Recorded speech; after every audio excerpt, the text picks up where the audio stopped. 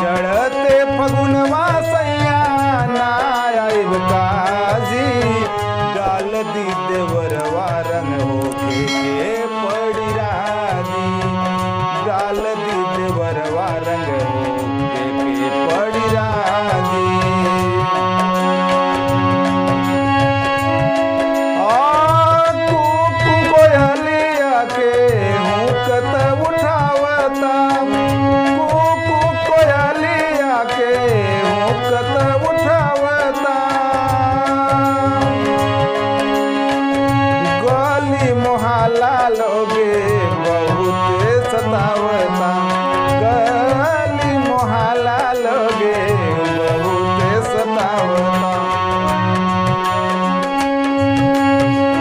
कुकू कोयलिया के हुकत उठावता, गली मोहल्ला लोगे बहुत सतावता। हमरा अगनवा डीजे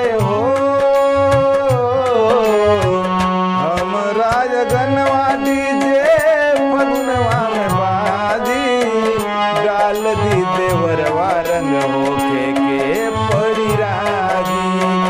चढ़ते फगुनवा सैया ना आइब काजी, डाल दी देवरवा होके के परी राजी। डाल दी देवरवा रंग होके के परी राजी।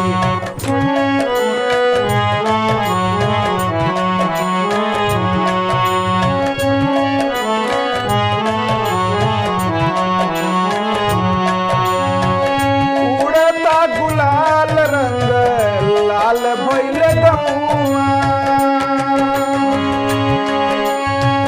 पुआ पकवान चलता छनौआ।